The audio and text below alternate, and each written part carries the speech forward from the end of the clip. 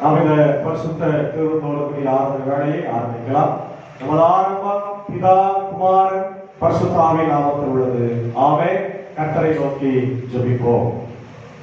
மகா இரக்கமும் கிருபையும் நிறைந்த இலக்கின் பரலோக பிதாவே, இந்த மகிழ்ச்சியும் குளிர்ச்சியும் நிறைந்த ஆண்டவரே, காலை வேளைக்காக நன்றி செலுத்துகிறோம்.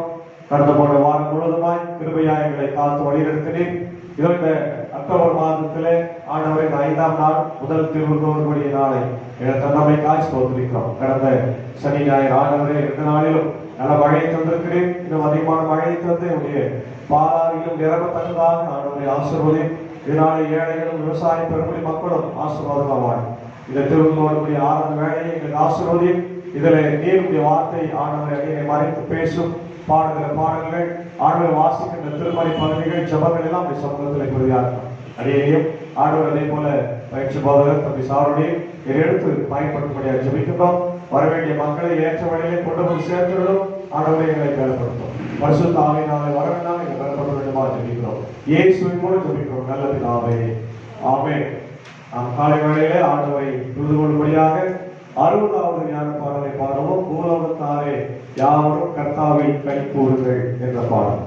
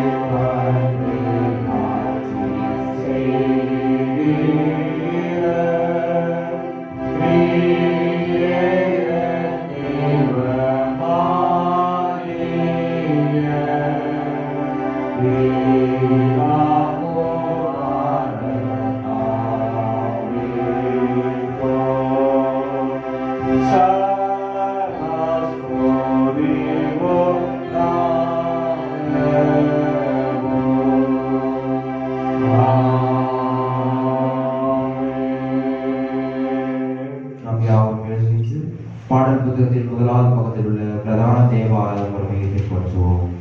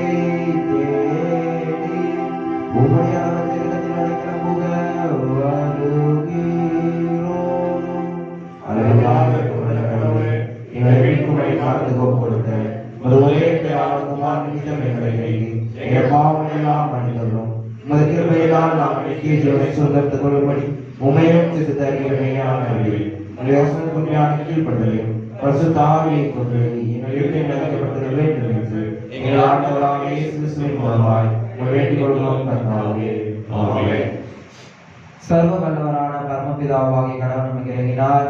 அவர் தமது ஒரே பேரான குமாரனை நமது பாவங்களுக்காக மனதிற்கு ஒப்புக்கொடுத்து அவர் நிமித்தம் நமது பாவங்களை மன்னிக்கிறார்.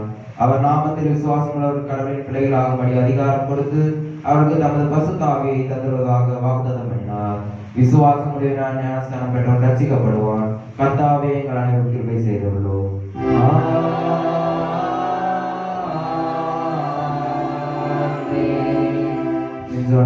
பாடல் புத்தகத்தின் 107வது பக்கத்தில் உள்ள திருத்த பண்டிகை பிந்தின 16ஆம் ஞாயிற்குரிய ஆரம்பத்தை பின்பற்றுவோம்.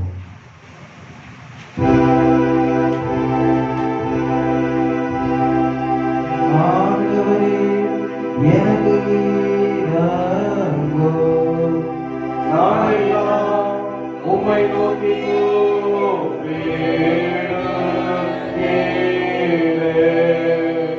ஆண்டவரே நீர் நல்லவர், மன்னிக்க சித்தமாயிருக்கிறவர்.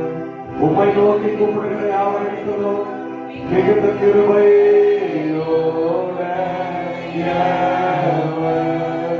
யெகோவா உமது திருச்செவியை சாய்த்து என் விண்ணப்பத்தை கேட்டாரோ. நான் சிறுமையானவர்,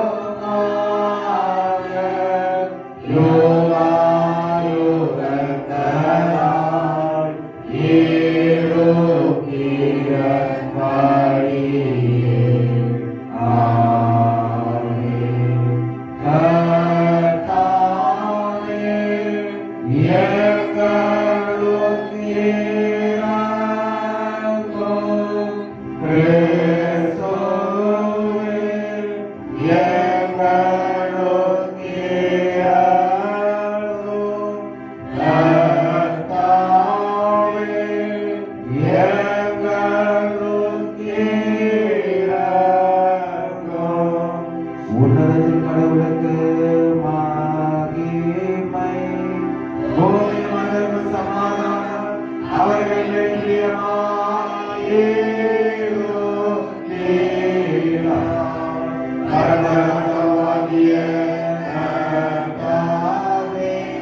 சர்வவல்லமையுள்ள பிதாவாகிய ஒரே குமாரனும் ஆண்டவருமாகிய இயேசு கிறிஸ்துவே உணர்வானவரே பரிசுத்த ஆவியானவரே உம்மை துதிக்கிறோம், உம்மை புகழ்கிறோம், உம்மை வணங்குகிறோம், உம்மை மகிமைப்படுத்துகிறோம், உம்முடைய மகா மகிமைக்காக உமக்கு ஸ்தோத்திரம் செய்கிறோம். கர்த்தாவாகிய கடவுளே, கடவுளின் ஆட்டுக்குட்டியே, பிதாவே சோதரனே, உலகத்தின் பாவங்களை தீர்க்கிறவரே, எங்கள் ஜெபத்தை ஏற்றருளும். பிதாவின் வலது வாசத்தில் இருக்கிறவரே, எங்களுக்கு இரங்கும்.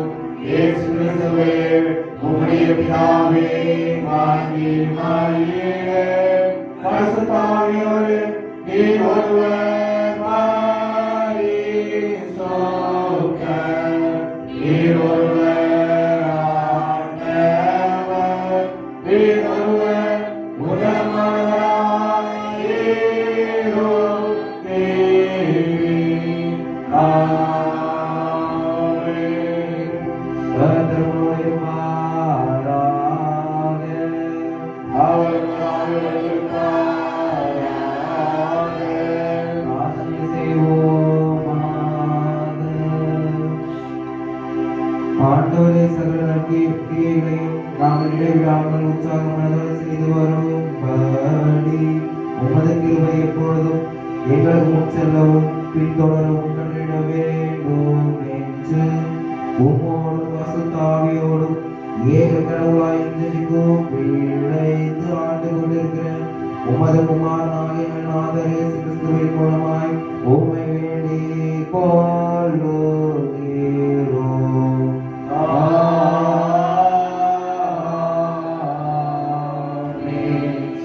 யாரும் அமர்ந்து திருத்தவ பண்டிகை பின் வருகின்ற 16வது ஞாயிற்றுக்குரிய வேத பகுதியை வாசிப்போம். சங்கீதம் 62.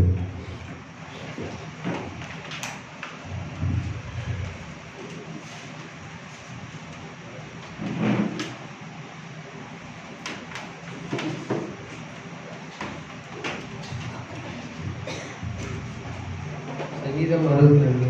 தேவனை நோக்கி என் ஆத்மா அமர்ந்திருக்கிறது, அவராலே என் ரட்சிப்பு வரும். அவரே என் கண்மலையும் என் ரட்சிப்பும் என் உயர்ந்த அடைக்கலமானவர். நான் அதிகமாய் அசைக்கப்படுவதில்லை. நீங்கள் எதுவரைக்கும் ஒரு மனுஷனுக்கு தீங்கு செய்ய நினைப்பீர்கள்? நீங்கள் அனைவரும் சங்கரிக்கப்படுவீர்கள். சாய்ந்த மதிலுக்கும் இடிந்த சுவருக்கும் ஒப்பாவீர்கள். அவனுடைய மேன்மையிலிருந்து அவனை தள்ளும்படிக்கே அவர்கள் ஆலோசனை பண்ணி அபத்தம் பேச விரும்புகிறார்கள். தங்கள் வாயினால் ஆசீர்வதித்து தங்கள் உள்ளத்தில் சபிக்கிறார்கள். என் ஆத்துமாவே தேவனை நோக்கி அமர்ந்திரு, நான் நம்புகிறது அவராலே வரும். அவரே என் கண்மலையும் என் ரட்சிப்பும் என் உயர்ந்த அடைக்கலுமானவர். நான் அசைக்கப்படுவதில்லை.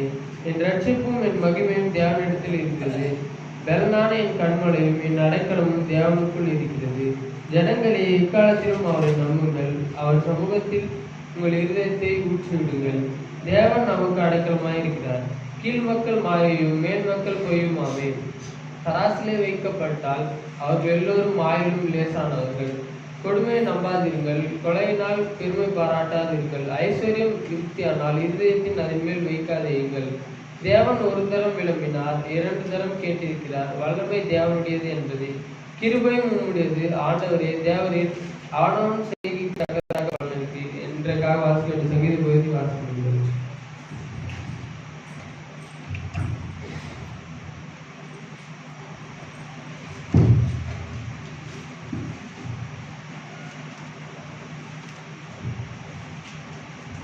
இன்றைக்காக வாசிக்க வேண்டிய பழையேற்பாடு ஆபத்தும் 1ஆம் அதிகாரம் 1 முதல் 4 வரை, தொடர்ந்து 2ஆம் அதிகாரம் 1 முதல் 4 வரை. ஆபத்தும் என்னும் தீர்க்க தரிசனமாய் கண்ட பாடம். கர்த்தா கர்த்தாவே, நான் எதுவரைக்கும் உம்மை நோக்கி கூப்பிடுவேன், நீர் கேளாமல் இருப்பீரோ? கொடுமை நிமித்தம் நான் எதுவரைக்கும் உம்மை நோக்கி கூப்பிடுவேன், நீர் ரட்சியாமல் இருக்கிறீரோ? நீர் எனக்கு அக்கிரமத்தை காண்பித்து என்னை தீவினை பார்க்க பண்ணுகிறது என்ன?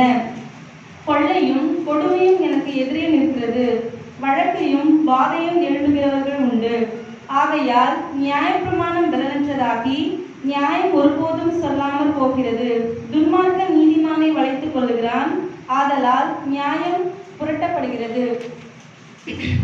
நான் என் காவலிலே தரித்து அரணிலே நிலை கொண்டிருந்து அவர் எனக்கு என்ன சொல்லுவார் என்றும் அவர் என்னை கண்டிக்கும் போது நான் என்ன உத்தரவு சொல்வேன் என்றும் கவனித்து பார்ப்பேன் என்றேன். அப்பொழுது எனக்கு பிரதியுத்தரமாக, நீ தரிசனத்தை எழுதி அதை கடன் தேடுகிறவன் வாசிக்கும்படி பலகைகளிலே தீர்க்கமாக வரை. குறித்த காலத்துக்கு தரிசனம் இன்னும் வைக்கப்பட்டிருக்கிறது, முடிவிலே அது விளங்கும். அது பொய் சொல்லாது, அது தாமதித்தாலும் அதற்கு காத்திரு, அது நிச்சயமாய் வரும், அது தாமதிப்பதில்லை. இதோ அகங்காரியாய் இருக்கிறானே, அவனுடைய ஆத்மா அவனுக்கு செம்மையானதல்ல. தன் விசுவாசத்தினாலே நீதிமான் பிழைப்பான். இன்றைக்காக வாசிக்க வேண்டிய 2ஆம் வேத பகுதி வாசித்து முடிந்தாயிற்று.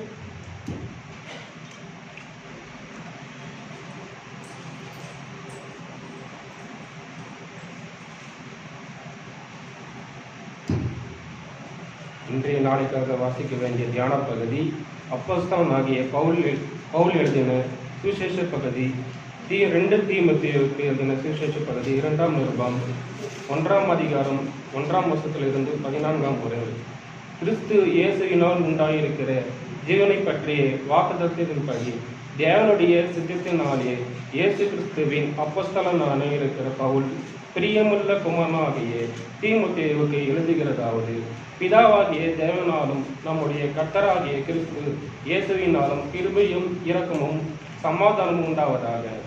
நான் இரவும் பகலும் இடைவிடாமல் என் ஜபங்களில் உன்னை நினைத்து உன் கண்ணீரை ஞாபகம் பண்ணி சந்தோஷத்தால் நிறையப்படுவதற்கு உன்னை காண வஞ்சியாயிருந்து உன்னிலுள்ள மாயமற்ற விசுவாசத்தை நினைவு கூறுவதினால் என் முன்னோர்கள் முதற்கொண்டு சுத்த மனசாட்சியோடு ஆராதித்து வரும் தேவனை நான் சோதரிக்கிறேன். அந்த விசுவாசம் முந்தி உன் பாட்டியாகிய லோவிசாலுக்குள்ளும் உன் தாயாகிய ஜனிகியர்களுக்குள்ளும் இணைந்திருந்தது. அது உனக்குள்ளும் நிலைத்திருக்கிறது என்று நிச்சயித்திருக்கிறேன். இது நிமித்தமாக நான் உன்மேல் என் கைகளை வைத்தினால் உனக்கு உண்டான தேவரத்தை நீ அனல் மூட்டி எழுப்பி விடும்படி உனக்கு நினைப்பூட்டுகிறேன். தேவன் நமக்கு பயமுள்ள ஆவியை கொடாமல் பலமும் அன்பும் தெரிவித்து புத்தியுள்ள ஆவியை கொடுத்திருக்கிறார்.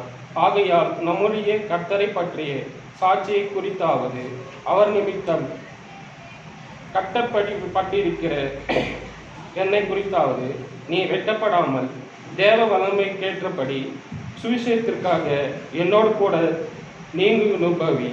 அவர் நம்முடைய கிரியைகளின்படி நம்மை ரட்சிக்காமல் தம்முடைய தீர்மானத்தின்படியும் ஆதிகாலம் முதல் கிறிஸ்து இயேசுக்கள் நமக்கு அருளப்பட்ட கிருபையின்படியும் நம்மை ரட்சித்து பரிசுத்த அழைப்பினாலே அழைத்தார்.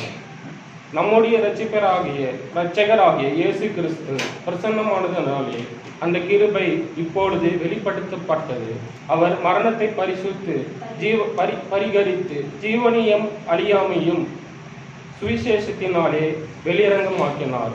அதற்கு நான் பிரசங்கியாகவும் அப்போஸ்தலனாகவும் புறஜாதியாருக்கு போதகனாகவும் நியமிக்கப்பட்டேன். அது நிமித்தம் நான் இந்த பாடுகளையும் அனுபவிக்கிறேன். ஆயினும் நான் வெட்கப்படுகிறதில்லை.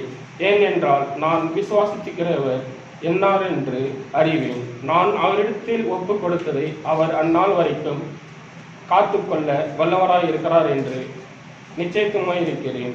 நீ கிறிஸ்து இயேசுவை பற்றும் இடத்தில் கேட்டிருக்கிற ஆரோக்கியமான வசனங்களின் சட்டத்தை கை கொண்டிரு. உன்னிடத்தில் ஒப்புவிக்கப்பட்ட அந்த நற்பொருளை நமக்குள்ளே வாசம் பண்ணுகிற பரிசுத்த ஆவியினாலே காத்துக்கொள் என்றார் என்பது இன்று நாளைக்காக வாசிக்க வேண்டிய பதிவாசிக்க முடிந்தார். Hallelujah.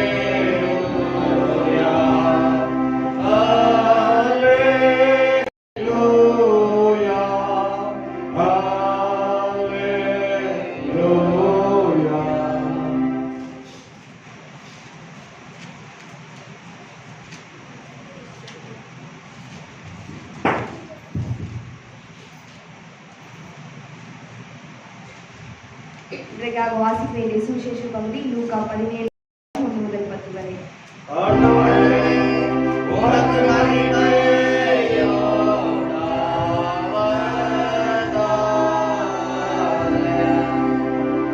இன்றைக்காக வாசிக்க வேண்டிய சுவிசேஷ பகுதி லூக்கா 17 அதிகாரம் 1 முதல் 10 வரை.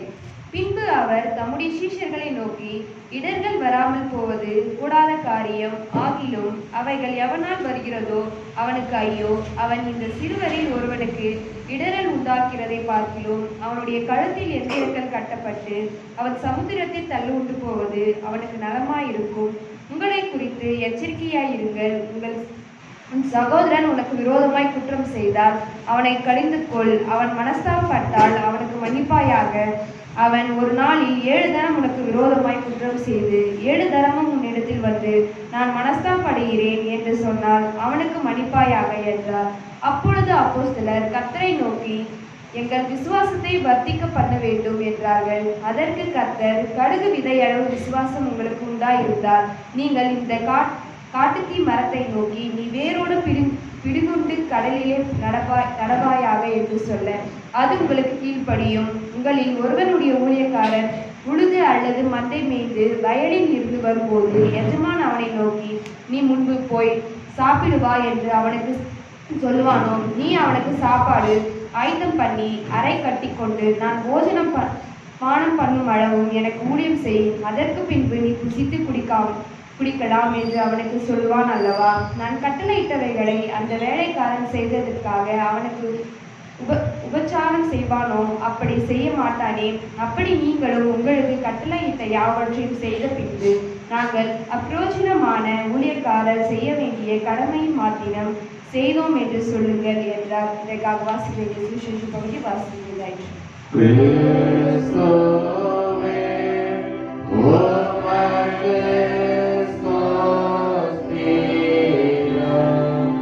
ஜீவனுள்ள வார்த்தைகளை வாசிக்க நாம் நம்முடைய விசுவாசத்தை நெசையா விசுவாச பிரமாணத்தின் மூலம் அறிக்கை செய்வோம். பாடல் புத்தகத்தில் 24வது பக்கத்தில் உள்ள நெசையா விசுவாச பிரமாணத்தை அறிக்கை செய்வோம்.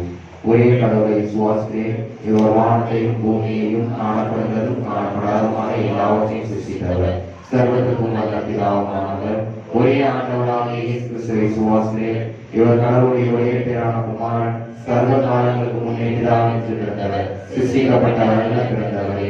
கடவுளின்றி கடவுள், ஜோதி என்று ஜோதி, மெய்யான கடவுள் என்று மெய்யான கடவுள். பிதாவோடு ஏக வஸ்துவானவர். இவரை கொண்டு எல்லாம் சிருஷ்டிக்கப்பட்டன. இவர் மனிதராகி நமக்காகவும் நமது இரட்சணிக்கு மூலமாகவும் பரலோகத்தில் இருந்து விலகி பரிசுத்த ஆவியினால் கன்னிமரியாதத்தில் அவதரித்து மனிதரானார். பொதுப்பிலான்மைக்கு நமக்காக சிலுவையில் அறைந்து மரித்தடக்கப்பட்டார். வேத வாக்கியங்களின்படியே 3ஆம் நாள் உயிர்த்தெழுந்தார். பரலோகத்தில் ஏறினான் வலது பாசத்தில் சேர்க்கிறார். உயிருள்ளோரையும் மருத்துவரையும் நியாயத்திற்கு மகிமையோடு தீர்ப்பு வருவார். இவருடைய ராஜ்யத்திற்கு முடிவில்லை. பரிசுத்த ஆவியினரை விசுவாசியே. இவர் ஆண்டவர் உயிர்ப்பிக்கிறவருமாமே. இவர் பிதாவினின்றும் குமாரன் என்று புறப்படுகிறவர். பிதாவோடு குமாரனோடு ஏகமாய் தொழுது மகிமைப்படுத்தப்படுகிறவர். தீர்க்கதரிசிகளை கொண்டு உரைத்தவருமானே. பரிசுத்தமும் பொதுவான ஒரே அப்போஸ்தல சபை முன்னேற்று சுவாசியே. பாவம் மன்னிப்புக்காக ஒரே ஞானஸ்நானம் என்று அறிகிறேன். மனித உயிர்த்தெழுதலையும் வரும் நித்திய ஜீவனை எதிர்பார்த்துக் கொண்டிருக்கிறேன். ஆமென். யாவும் அமர்ந்து கடவுளுடைய நாமத்தை மகிமைப்படுத்தும் வண்ணமாக பாடல் புத்தகத்தில்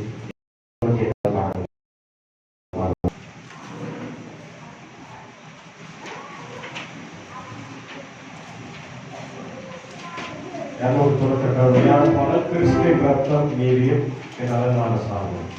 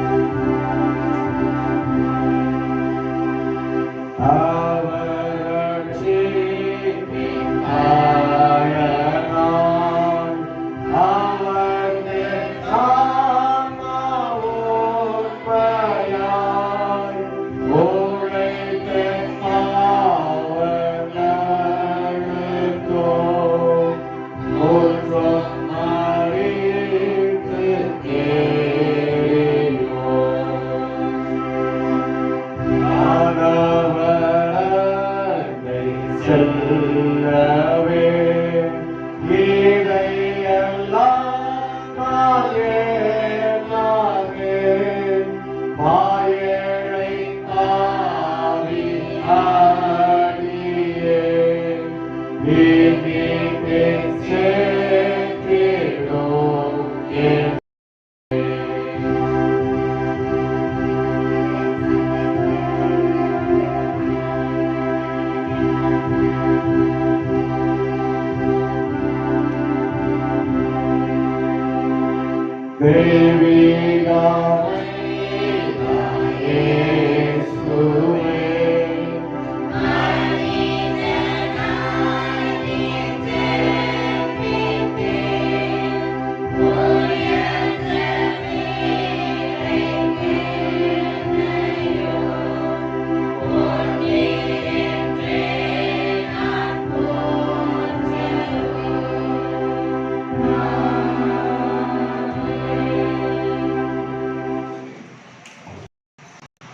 நம்மை தாயும் கருவிலை உருவாகும் முன்னே பெயர்ச்சொல்லி அழைத்தவரும் கல்வாரி சிலுவையின் வழியாக நம்மை ரட்சித்து மீட்டவரும் தூய ஆவினாலும் வசனம் சாக்கிரமத்தினாலும் திருச்சபையினாலும் வழியளித்து வருகிற பிதா குமாரன் பரிசுத்த ஆவி நாமத்திலே அனைவருக்கும் கிருபையும் சமாதானமும் உண்டாயிருப்பதாக.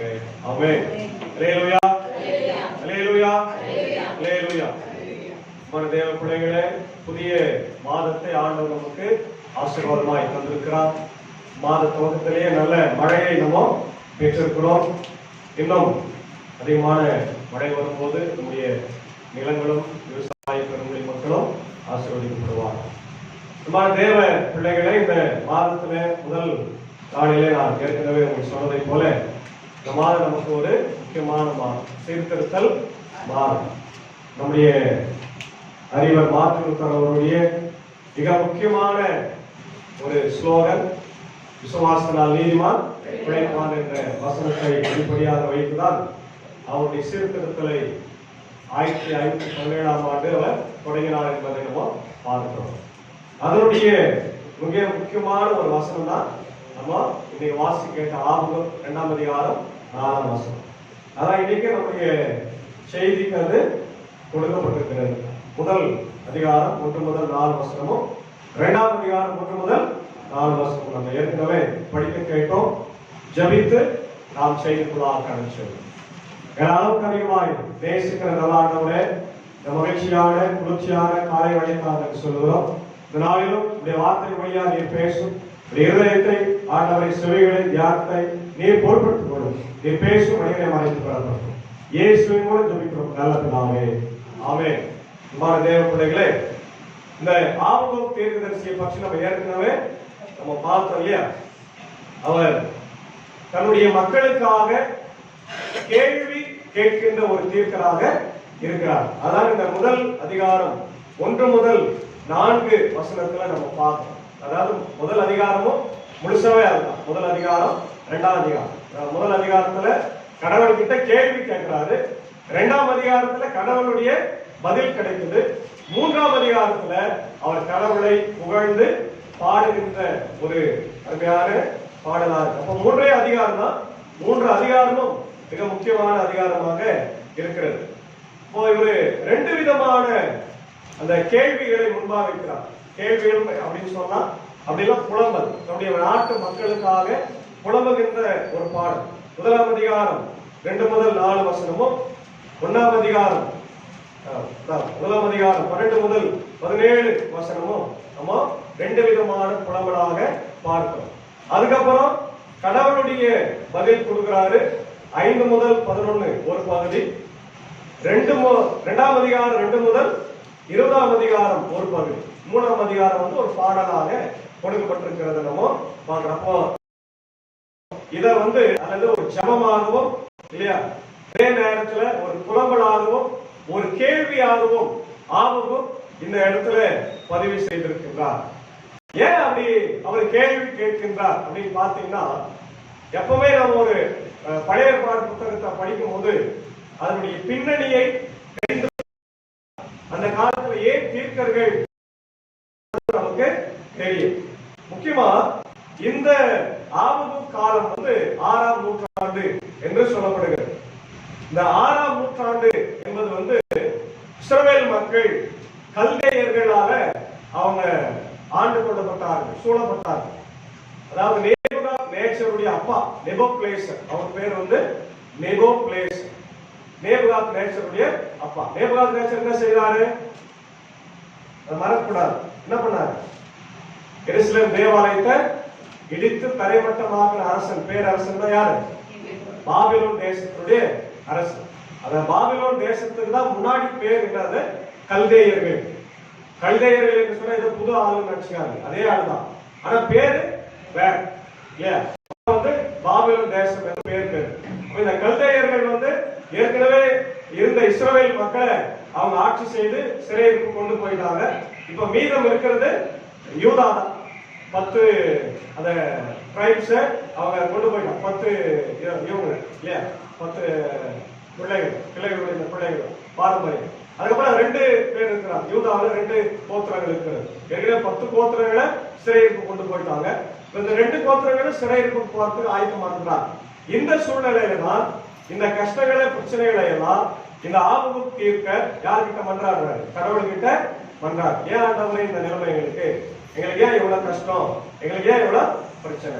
சரி, ஏன் நமக்கு நிறைய கஷ்டங்கள் வருகிறது? ஏன் நமக்கு நிறைய கஷ்டம் வருது?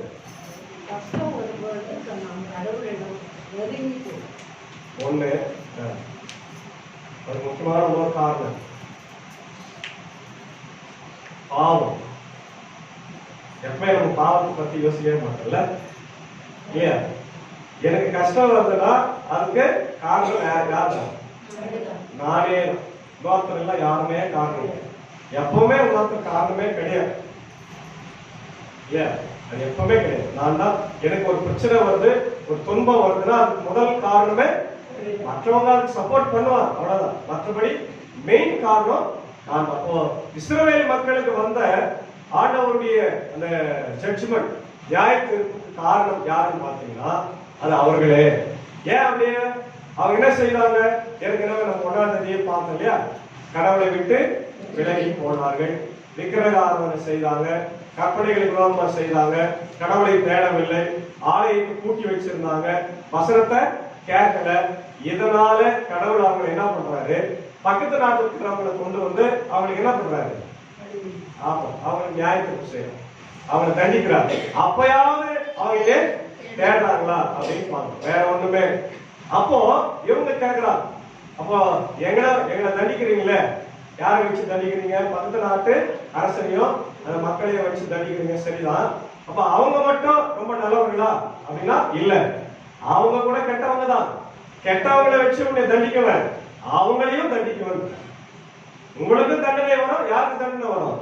பாபிலோனியர்களுக்கும் தண்டனை கொடுக்கறது ஏன் வேலை, நியாயத்திற்கு செய்யறது ஏன் வேலை, அதை நான் பாத்துக்கிறேன். நீங்க அதை பத்தி என்ன பண்ணாதீங்க, கவலைப்படாது. நீங்க செய்ய வேண்டியது எல்லாம் மனம் திரும்புதல். நீங்க என்ன பண்ணோம்? ஆண்டவர்கிட்ட திரும்பி வாருங்க. அன்னைக்கே சொன்னேன் இல்லையா? Repent, return, reform. இந்த 3 பாயிண்ட் ரொம்ப முக்கியம். நம்முடைய வாழ்க்கையில எந்த சூழ்நிலையிலும் இதுல இருந்து நம்ம வழி விலகி போகக்கூடாது. மனம் திரும்பணும், ஆண்டவர்கிட்ட திரும்பி வரணும்.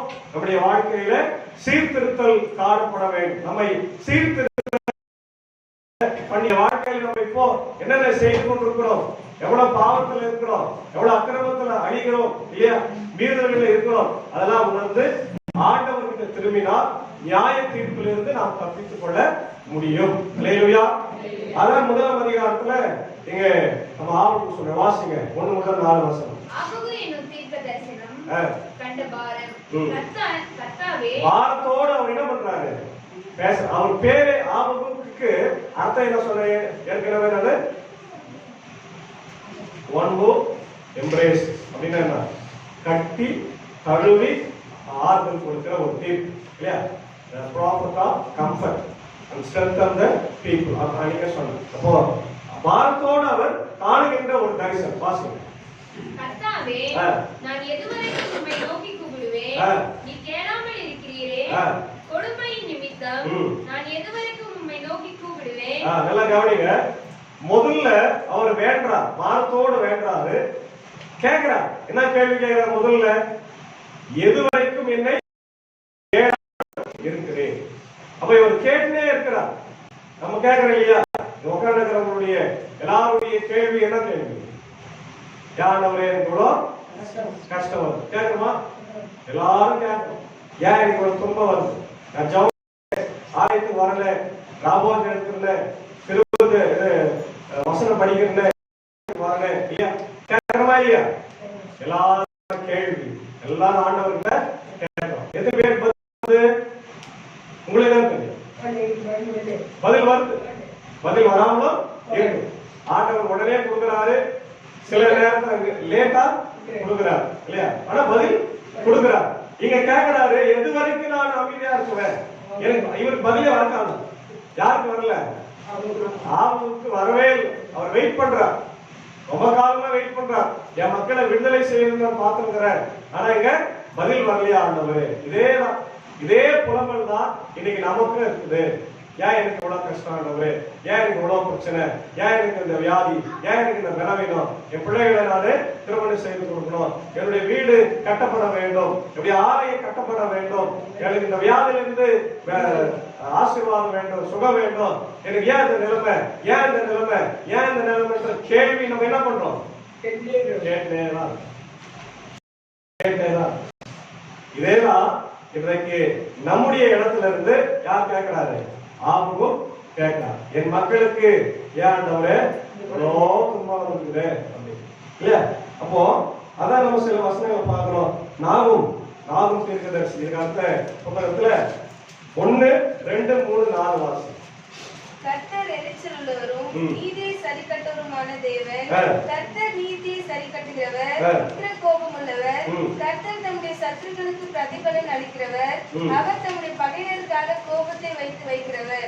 கர்த்தர் நீதியை சாந்தமும் மிகுந்த வல்லமை உள்ளவர், அவர்களை ஆக்கிர இல்லாமல் தப்புவிக்க மாட்டார். கர்த்தருடைய வழி சுழல் காற்றிலும் பெருங்காற்றிலும் இருக்கிறது, மேகங்கள் அவருடைய பாதத்தூளா இருக்கிறது. இதுக்கான பதில் எங்க இருக்குப்பா? ஆபத்தினுடைய பதில் எங்க இருக்குது? நாகும்ல சொல்றாரு, கர்த்தர் எப்படிப்பட்டவரு? எரிச்சல் உள்ள கடவுள், God of zealous.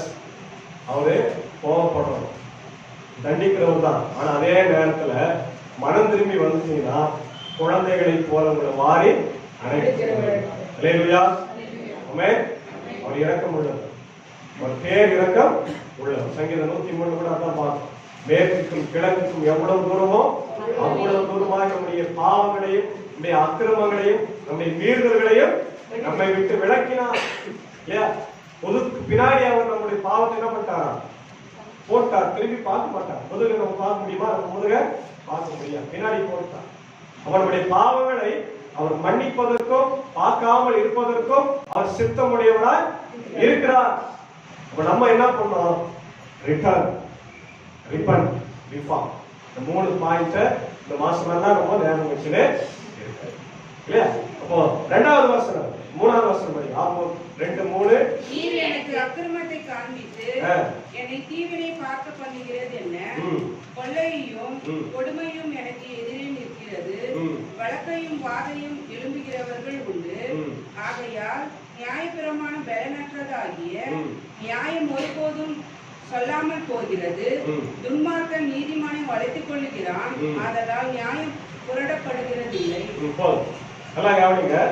எது வரைக்கும் ஆண்டவரே எனக்கு நியாயம் கிடைக்காம இருக்கும் கேட்கிறார் இல்லையா? ஏன்னா துன்மார்க்கன் ஜெயித்து கொண்டே வரான், அவன் நியாயம் தோற்று கொண்டே இருக்கிறதுக்கு நீ பொறுத்திருக்கிறீரா? நியாயத்தை ஜெயிக்க வைக்கிற ஆண்டவர் நம்ம பார்க்கணும் இல்லையா? God of social justice இல்லையா? சமூக நீதியினுடைய ஆண்டவர், நீதி செய்கிறவர். அவர் பேரே என்னதான்? நீதி. அவர் பேரே நீதி, யாவே இல்லையா? யாவே இஸ் God of righteousness. சாதேக் அப்படிங்கிற வார்த்தையிலிருந்து சாதேக்னா நீதியுடைய ஆண்டவர். யெகோவா ஷாதேக் அப்படின்னா நீதி உள்ளவர், God of righteousness. அப்போ உங்ககிட்ட நான் நீதி எதிர்பார்க்க கூடாதா? நியாயம் புரட்டப்படுகிறது. அவங்க எல்லாம் நியாய பிரமாணத்துக்கு விரோதமா நடக்கிறாங்களே. ஏன்னா உங்களுக்கு ஏற்கனவே சொன்னேன், பழைய ஏற்பாட்டுல நியாய பிரமாணம் என்பது ரொம்ப ரொம்ப முக்கியம். புதிய ஏற்பாட்டுல இயேசுவின் சிலுவை முக்கியம். அந்த நியாய பிரமாணத்தை விட சிலுவை மேல வந்துச்சு. அவருடைய பாட மரணம் உயிர்த்தெழுதல் நமக்கு ரட்சிப்பை கொடுத்துருச்சு. பழைய பாட்டுல ரட்சிப்பை பெற வேண்டும் என்ற ஒரு அளவுகோல கடவுளை வைக்கிறாரு. அது என்னது? அவங்க நியாயப்பிரமாணத்தையும் மதிக்கல.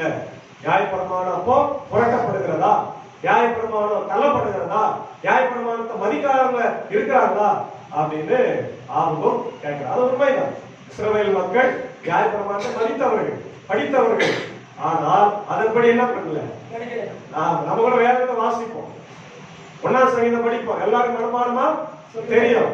துன்மார்க்கனுடைய வழியில இல்லாம, பாவியல் வழியில் இல்லாம, பரிகாச கூட்டத்தில் இல்லாம, கர்த்தருடைய வார்த்தை இரவு பகலும் அது நல்லா படிப்போம். ஆனா அதை செய்வோமா? யார் கூட உட்காந்துக்குவோம்? யார் கூட உட்காந்துப்போம்? நேரத்தை வீணடிச்சுன்னு தெருவில் உட்காந்து பேசுது இல்லையா? கிராமங்கள்ல அது ஒரு நல்ல பழக்கம் தான், ஒற்றுமையா இருக்கிறதுக்கு, எல்லாரும் கூட பேசுறதுக்கு. ஆனா அதே நேரத்துல தேவையில்லாதவங்களை பத்தி எல்லாம் நம்ம பேசணும்னா அது என்ன ஆகுது? சண்டையாமா, பிரச்சனையாமா இல்லையா? இப்ப நியாய பிரமாணங்களை மதிக்காம புரட்டி கொண்டிருக்கிற மக்களாதான் பழைய பாட்டு மக்கள் இருந்தான். அதான் அவரு கேட்கிறார். முதல் பகுதியில இந்த கேள்வியோட முடியும் இல்லையா? யோபு 9ஆம் அதிகாரம் 23ஆம் வசனம்.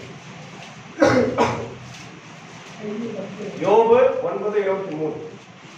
சவுக்கானது அசுக்கிலே வாதித்துக் கொள்ளும் போது அவர் குற்றமில்லாதவர்களின் சோதனையை பார்த்து நகைக்கிறார். எரேமியா 20:8.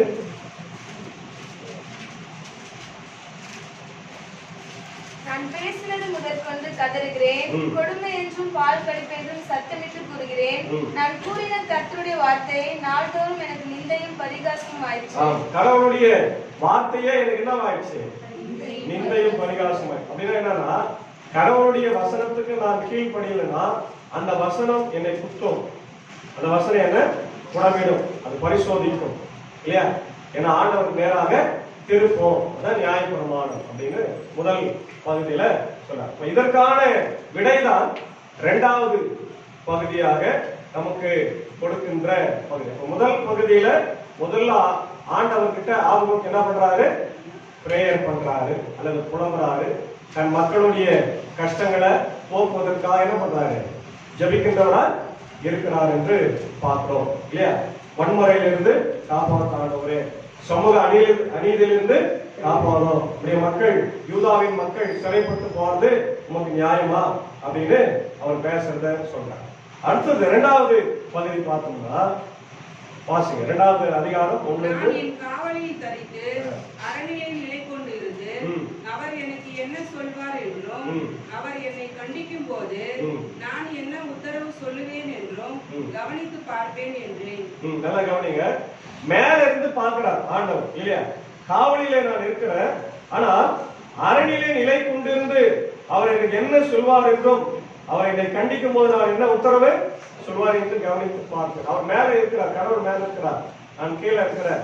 கடவுள் எனக்கு என்ன உத்தரவு சொல்வார் என்பதை நான் இப்பொழுது பார்த்து கொண்டிருக்கிறேன் என்று இங்க ஆர்வம் கேட்கிறார். அப்போ கர்த்தர் என்ன பண்றாரு? அவருக்கு வசனத்தை தரார், வேற ஒண்ணுமே தரல. அவருக்கு பதில் என்ன கொடுக்கிறாரு? அவர் ஆண்டவர் பதில் தருவாங்க வெயிட் பண்றாரு. ஆனால் அவர் கொடுத்தது என்னது? கடவுளுடைய வாசம். அந்த வசனத்தை படிச்சுட்டு நீ கீழ்ப்படி, அப்ப நீ ரட்சிக்கப்படுவாய், உன்னுடைய கஷ்டங்கள் துன்பங்கள் எல்லாம் மாறுங்க. அதான் வாசம் 2வது வசனம். அப்பொழுது கர்த்தர் எனக்கு பிரதித்தரமாக நீ தரிசனத்தை எழுது, அதை கடந்தோடுகிறவன் வாசிக்கும்படி பலகைகளை தீர்க்கமாய் வரை. நல்லா கவனிங்க. இப்போ நம்ம கடவுளுடைய வசனத்தை வேதத்துல வாசிக்கணும் இல்லையா? ஆனா இன்னைக்கு இப்படி கையில இருக்கிற செல்போன், டிவி எல்லாத்துலயும் வசனம் வந்துருச்சு. அன்னைக்கே என்ன சொல்லிக்கிறார் ஆண்டவர்? செல்போன் இல்லாத காலத்துல வசனத்தை என்ன பண்ணு? பலகை. அப்படின்னா என்ன அர்த்தம்? நம்ம பேனர் வைக்கிற மாதிரி. பேனர் எல்லாம் வைக்கிறோம் இல்லையா? கல்யாணத்துக்கு, சாவுக்கு, ஒரு விழாக்களுக்கு எல்லாம் வைக்கிறோம். போற வாரம் என்ன பண்றாங்க? என்ன நடக்குதுப்பா அப்படின்னு படிச்சுட்டு போறாங்க. அப்போ அது எப்படி எழுதி வைக்க சொல்றாங்கன்னா, பெருசா எழுதி வைக்கணும். நடந்து போறவன் ஓடுறவங்க கூட என்ன பண்ணுமா? போறோம் மெயின் ரோடு, எத்தனை பெரிய பெரிய சைன் போர்டு எல்லாம் வருது. நம்ம என்ன பண்றோம்? ஒரு செகண்ட் பார்த்தோம்னா நம்மளுக்கு தெரிஞ்சு அதுல என்ன விஷயம் இருக்குது இல்லையா? அது போல அன்னைக்கே அவர் சொல்லிக்கிறார், கடவுளுடைய வசனத்தை தரிசனத்தை நீ என்ன பண்ணு, எழுதி வை. ஏன்னா வேதம் சொல்லுகிறது, தரிசனம் இல்லாத இடத்துல மக்கள் அழிந்து போவாங்க. நம்ம எதுக்கு வாழனே தெரியாம வாழ்ந்தோம்னா நம்ம வாழ்க்கை இல்லாம போகும். ஆலயத்துக்கு நம்ம என்னத்துக்கு வரோம், எதுக்கு வரோம் அப்படின்ற யோசனையே இல்லாம ஏனோ தானமா வந்தோம்னா நம்முடைய வாழ்க்கையில ஆசீர்வாதம் இல்லை. அதனால அவர் எழுதி வைக்க சொல்றார், பலகையில எழுதி வை, வசனத்தை எழுதி வை. எல்லாரும் படிக்கணும், எல்லாரும் வாசிக்கணும். ஓடுறவங்க கூட என்ன பண்ணுமா, அர்ஜென்ட்டா வேலைக்கு போறவன் இல்லையா, எங்கன்னா வெளியே போறவன், குடும்பத்தோடு போறவன், தனியா போறவன், எல்லாரும் அதை எழுதி படிக்க வேண்டும் என்பதுதான் ஆண்டவருடைய பதிலாக இருக்கிறது. வித்தியாசமான பதிலாக இருக்கு இல்லையா? கடவுள் கொடுக்கிற பதில் அப்படிதான். 3வது வசனம், குறித்த காலத்துக்கு தரிசனம் இன்னும் வைக்கப்பட்டு இருக்கிறது, முடிவிலே அது விளங்கும், அது பொய் சொல்லாது, அது தாமதித்தாலும் அதற்கு காத்திரு, அது நிச்சயமாய் வரும், அது தாமதிப்பதில்லை. நல்லா கவனிங்க, இந்த வசனத்தை எழுதி சொல்றாரு. அது உடனே நிறைவேறும் நினைக்காதீங்க. அது எப்ப நிறைவேறும்? உடனே கூட நிறைவேறும், பின்பாக நிறைவேறும், அப்புறமா கூட நிறைவேறும். அது தாமதிக்கும். நீ தாமதிக்கிறது என்ன பண்ணாத, அதை பத்தி நீ வரி பண்ணாதான் சொல்ற இல்லையா? முடிவிலே அது விளங்கும். முடிவு எப்ப முடிவு வந்து நமக்கு தெரியாது இல்லையா? அது பொய் சொல்லாது, அது தாமதித்தாலும் அதற்கு என்ன பண்ணு, காத்திரு. கடவுளுக்காக காத்திரு. உனக்கு ஏற்ற வேளையில உன் வாழ்க்கையை ஆண்டவர் சீர்படுத்துவார். என்ன செய்வார்? சீர்படுத்துவார். அதான் நீ வாசிக்கிற 62ஆம் சங்கீதத்துல சங்கீதக்காரர் சொல்ற, கடவுளை நோக்கி நீ பார்க்கும்போது உன் வாழ்க்கையை ஆண்டவர் மாற்றுகிறார். நீ நம்புகிறது அவராலே வரும் என்று சொல்லுங்க. அருமையான வாக்குதான் இல்லையா? நீ நம்புகிறது அவராலே வரும். நீ என்ன நம்புற? நீ என்ன விசுவாசிக்கிற அதான் உனக்கு நடக்கும். ஐயோ ஆண்டவர் இப்படியே விட்டுருவாரா, எனக்கு வீடு இல்லாத போயிடுமா, வீடு இல்லாம போய் வீடு எனக்கு வரும் நம்பணும். ஆண்டவர்கிட்ட கேட்கும் போது அதை பெற்றுக்கொண்டேன் என்று என்ன பண்ணுமா? விசுவாசம். அதான் முக்கியம். எனக்கு ஆண்டவர் தருவார் என்ற நம்பிக்கை வேண்டும். ஆண்டவர் தருவார். அது பெரிய காரியமா இருந்தாலும் சரி, சிறிய காரியமா இருந்தாலும் சரி, ஆண்டவருக்கு அதெல்லாம் லேசான காரியம். அவருக்கு லேசான காரியம் இல்லையா? மனிதனுக்கு உதவி செய்வது லேசான காரியம். அதனால அவரை நம்ப வேண்டும். அது எப்பனாலும் நடக்கும். நம்ம வாழ்க்கையில் ஆரம்பத்திலே நடக்கலாம், பாதியில நடக்கலாம், முக்கால்வாசில நடக்கலாம், கடைசியில கூட அடுத்து நம்முடைய சந்ததிக்கு கூட வரும். நம்முடைய சந்ததிக்கு வரும், சொல்ல முடியும். அதனால வாக்குத்தத்தம் கண்டிப்பா வரும். ஆபிரகாம் எவ்வளவு வருஷம்? 25 இயர்ஸ். 1 வருஷம் இல்ல, 2 வருஷம் இல்ல, 25 ஆண்டுகள். 75 வயசுல ஆபிரகாம் கடவுள் வாக்குறுதி கொடுக்கிறார். அப்பா உன்னுடைய சந்ததியை நாடு வானத்து நட்சத்திரத்தை போல, கடற்கரை மணலை போல உன் சந்ததியில ஒழுங்குமெல்லாம் இருக்குவாங்க. இவனுக்கு உள்ளுக்குள்ள கொஞ்சம் அப்படியே ஒரு மாதிரி பதட்டமாயிடுச்சு. குழந்தையே இல்ல, இவரையா இப்படி சொல்றாரு. ஆனா இருந்தா கூட அவன் முழுமையா கடவுளை நம்பினான். அதான் கொஞ்சம் பதட்டமும் கொஞ்சம் அவிசுவாசமும் இருந்துச்சு. ஏன்னா அவனும் யார் தான்? மனுஷன் தான். மனுஷனுக்கு எப்பவுமே பலவீனம் இருக்கு. ஆனால் கடவுள் அதெல்லாம் பெருசா பார்க்கல. அவர் அதை பெருசா பண்ணாம கடைசி அவனுக்கு 100 வயதுல, புரியுதா, கடவுளுடைய வார்த்தையை அவன் நம்பினான். அவனுக்கு அதுக்கு நீதியாக. நம்ம கூட கடவுள் வசனத்தை நம்புங்க. ஆண்டவர் எழுதி வச்சிருக்கிறார், நம்ம கையில கொடுத்திருக்கிறார்.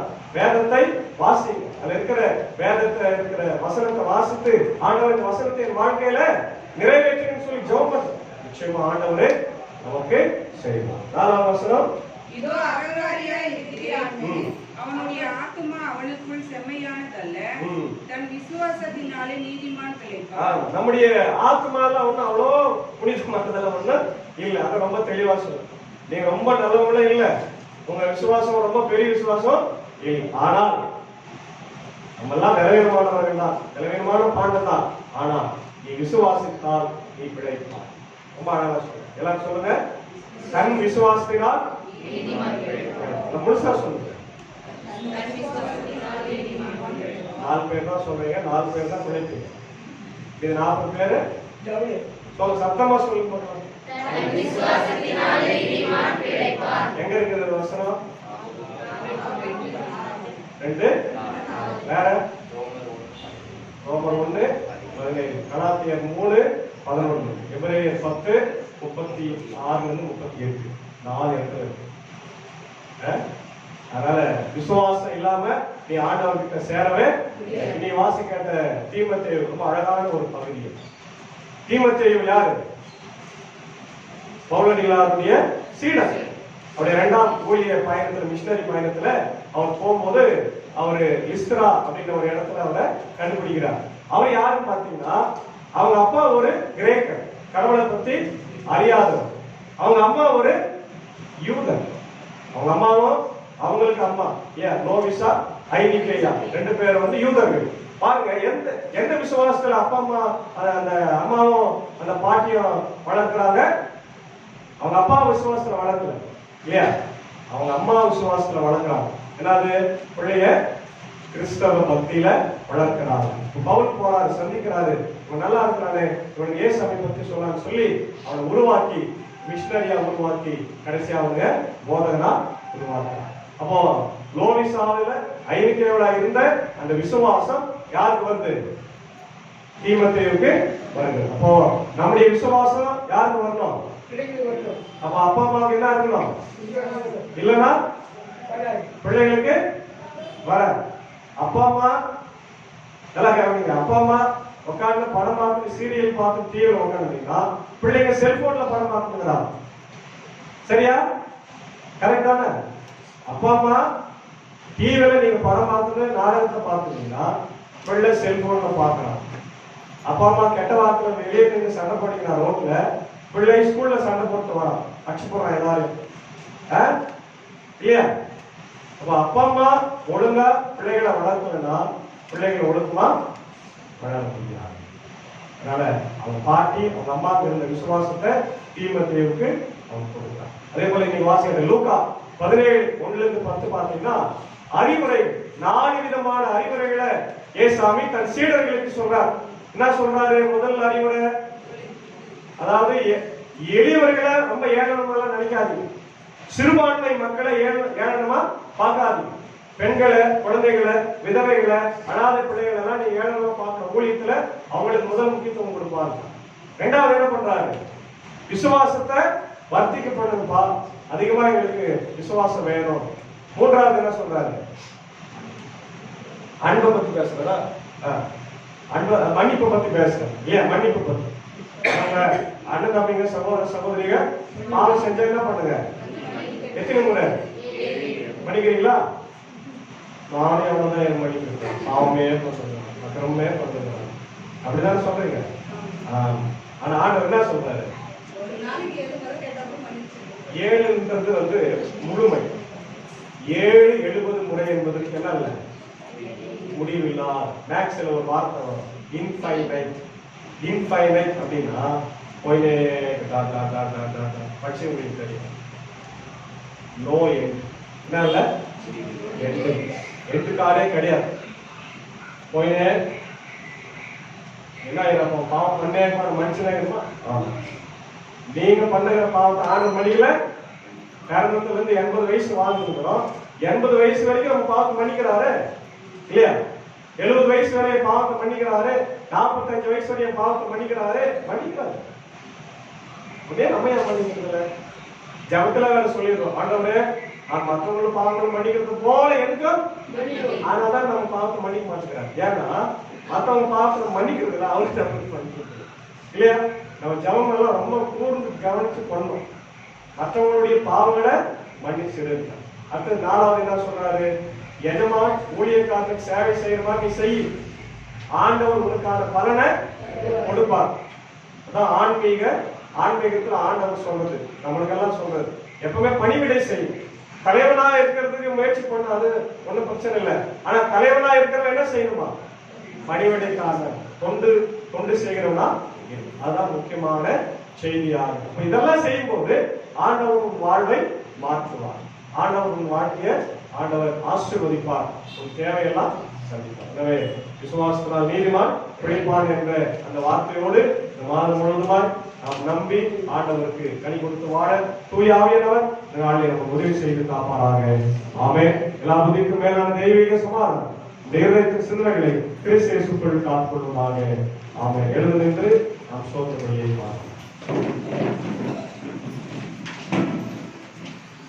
கடவுளே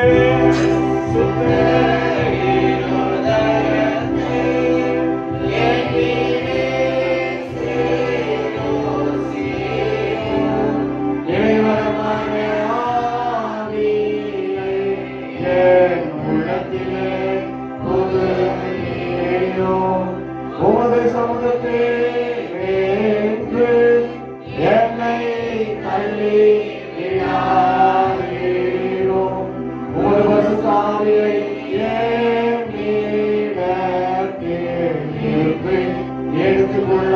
எடுத்துக்கொள்ளாதீரோ உமது செப்பை தேருமவும் எனக்கு